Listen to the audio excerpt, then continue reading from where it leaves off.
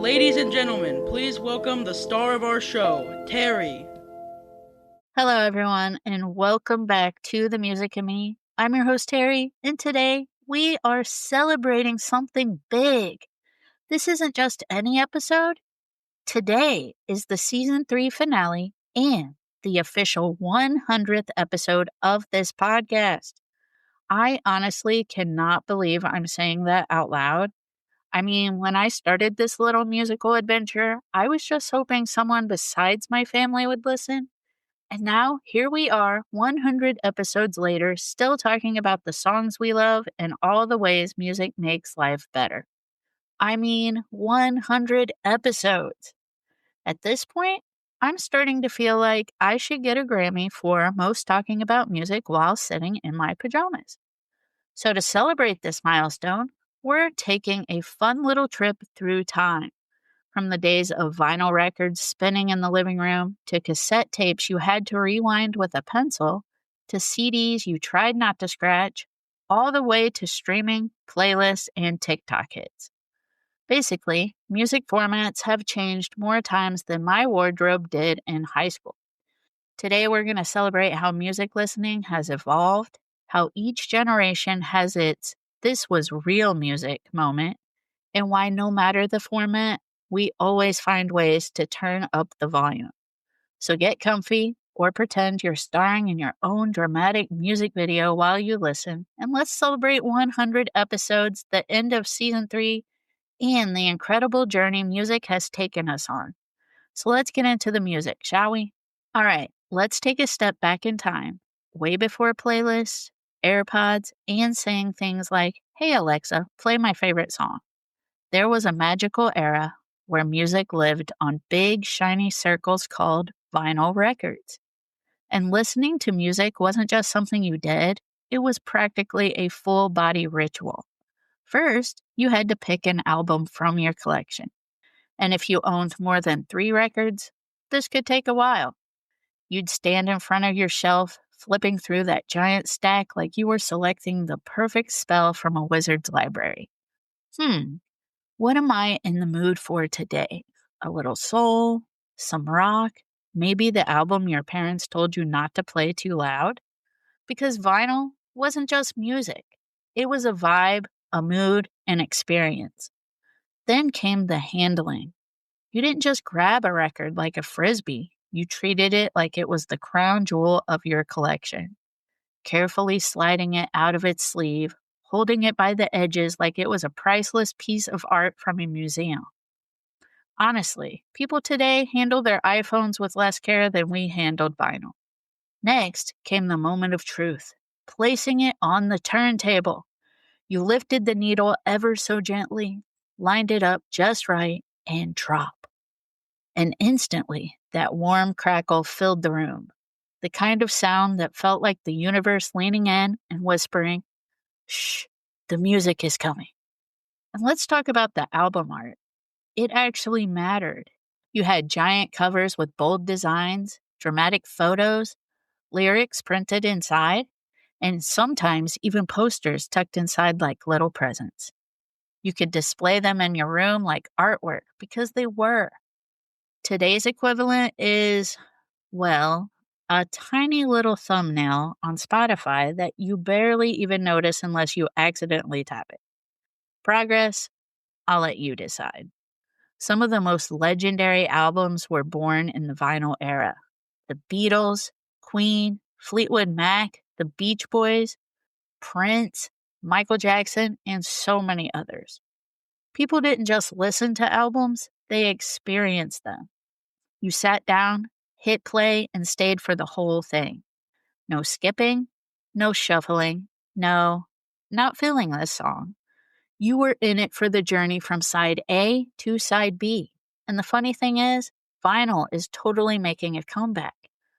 Teenagers are buying turntables, grandparents are dusting off their collections, record stores are becoming cool again.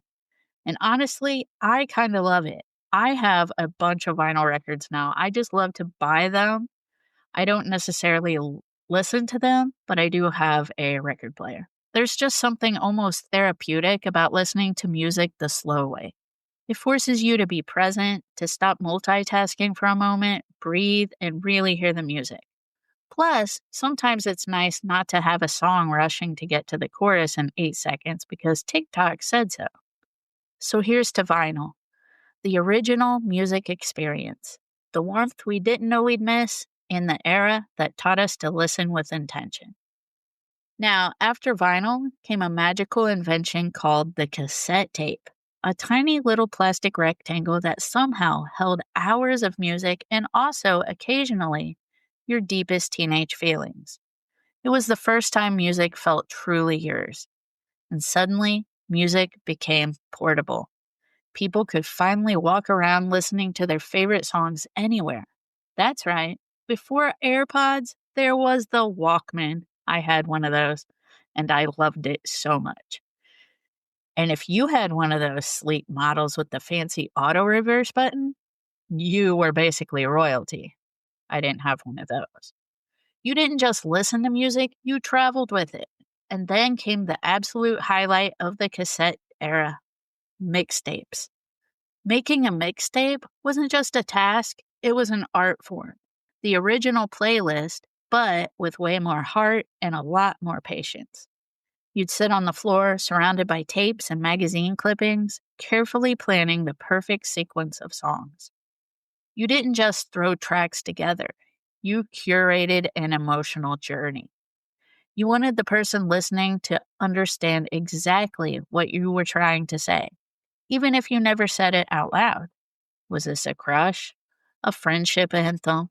A summer soundtrack? A please notify me message disguised as side A, track 4? Every mixtape had a story. And listen, if you ever made a mixtape straight from the radio, you know the struggle.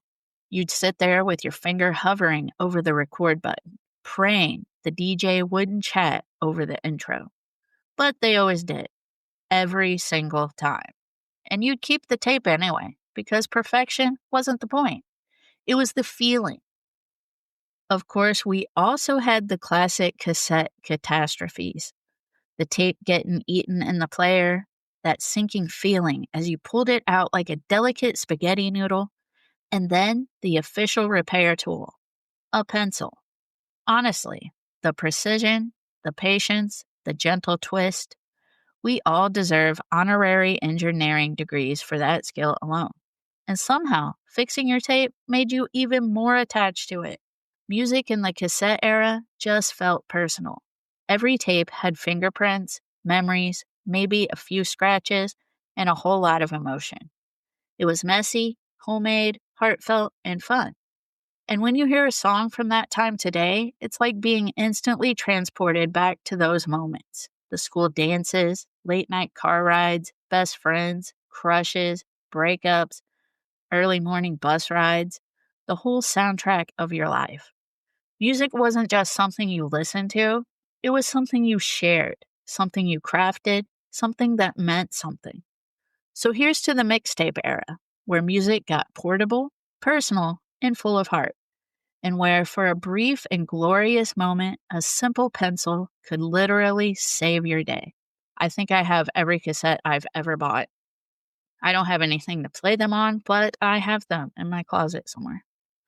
Okay, so after cassettes came something that felt futuristic at the time, the compact disc. CDs were shiny, magical, and for some reason, we all felt the uncontrollable urge to tilt them in the light like, ooh, rainbow. It didn't matter how old you were, everyone became a part-time disco ball inspector when holding a CD. The CD era was all about perfect sound. No hiss, no fuzz, no worrying about your tape getting eaten by the stereo. And best of all, no rewinding. You could skip directly to your favorite track with the tap of a button. After years of fast forwarding and hoping you landed somewhere near the right spot, being able to instantly jump to song 6 felt like a superpower. It was the future, and it was glorious. And remember the absolute thrill of buying a brand new CD? First, you had to battle with that impossible plastic sticker on the top of the case. I'm convinced NASA designed that seal specifically to test human patience. You'd scratch, peel, bite, tug, and nothing. But once you finally cracked the code and opened the case, the reward was waiting. The booklet. Lyric sheets, glossy photos, thank you notes, behind the scenes stories. Honestly, those booklets were like little treasures. Half the fun of a new album was sitting on your bed flipping through the pages while the music played. CDs also turned all of us into collectors. Suddenly you had CD towers, shelves, cases, and, if you were truly dedicated, one of those giant zip up binders that weighed more than a backpack. I have all of that still. And let me tell you, if you ever let someone borrow your binder for a road trip, that was trust on a spiritual level. Those discs were sacred. But the music world wasn't done evolving yet. Enter the age of digital music. Hello, MP3 players and the almighty iPod. Suddenly, you could carry thousands of songs in your pocket. Thousands. It felt like living inside of a sci-fi movie. People would probably say things like, "This holds 3,000 songs." And someone else would gasp, "What? Are you a DJ now?" And it was wild. And we can't forget the era of burning CDs.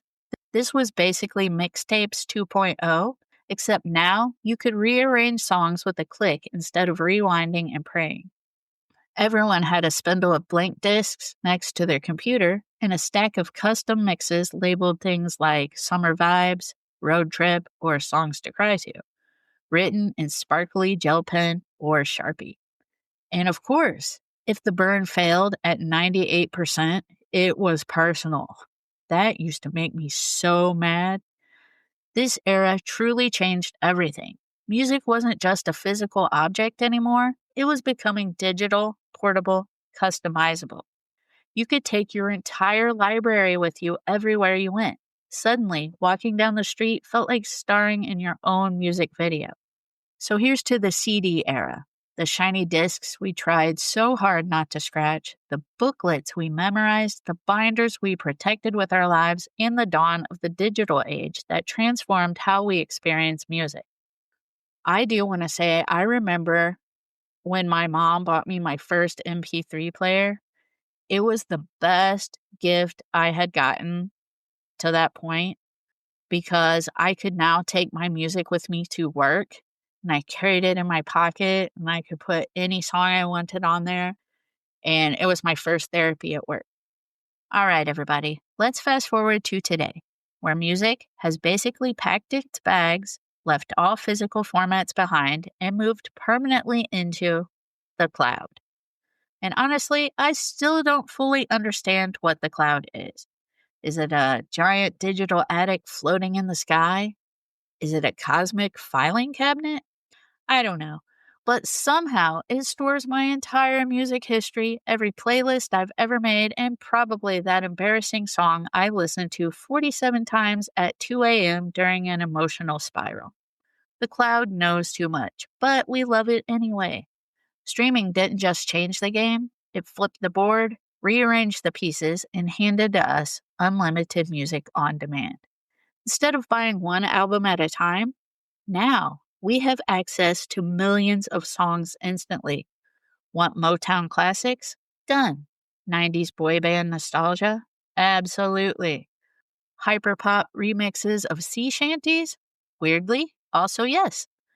There is truly a playlist for everything now. Cooking, studying, crying, pretending you're the main character in a rainy movie scene, cleaning your house like you're in a montage, you name it. And remember when the biggest argument in the car used to be which CD to play? Now it's who connected their phone to Bluetooth last, because apparently that person is now the supreme ruler of the aux cord, in charge of everyone's musical destiny. And if their taste is questionable, well, it's going to be a long drive. Streaming also introduced us to the magical and sometimes terrifying world of algorithms, which is basically a fancy word for the app knows your personality better than your best friend. One minute you're vibing to your favorite artist, and the next thing you know, Spotify or Apple Music is like, based on your listening, here's a song from a Norwegian indie band that records music in a cabin. And the worst part? You listen and you like it. the algorithm wins again. But the biggest plot twist in the streaming era? TikTok runs the music industry now. A 10-second clip of someone dancing in their kitchen can turn an unknown song into a global hit overnight. Meanwhile, I still need 3 business days to decide what shirt to wear most mornings. But hey, that's the power of virality. Streaming also made music more international than ever. You can listen to artists from Korea, Brazil, Nigeria, France, Australia, anywhere with just one tap. Music is no longer divided by location or limited by what's on the radio. It's global, borderless, and endless. Your playlist could have Beyoncé, ABBA, a lo-fi beatmaker from Tokyo, and a folk singer from Ireland all back to back, and nobody bats an eye. Sure, we don't have CD booklets to flip through anymore. There's no shiny disc to tilt in the sunlight, no plastic package to wrestle with, no binder full of music to guard with your life. But in exchange, we have the greatest library in human history right in our pockets. We can discover new artists every day, revisit favorites in seconds, and carry entire eras of music with us no matter where we go. So maybe, just maybe, that constant access, the endless variety, the ability to soundtrack every moment of our lives is why music today feels more connected, more shared, and more alive than ever. Okay, so we've traveled through all these eras: vinyl, cassettes, CDs, streaming, and yes, everything around music seems to change constantly. But here's the really amazing thing: the heart of music has stayed the same. No matter the format, no matter the technology, no matter how we listen, music is still the soundtrack to our lives. It's there when we're celebrating, it's there when we're struggling, it's there when we need comfort, confidence, motivation, or just a reason to get up and dance in the kitchen and pretend we're in a music video. Music has always been emotional. It has always connected people. It has always helped us express things we don't quite have the words for. And whether you're listening through giant speakers, a CD player, or tiny earbuds that somehow disappear into another dimension every week, the feeling is the same. Music still brings us together.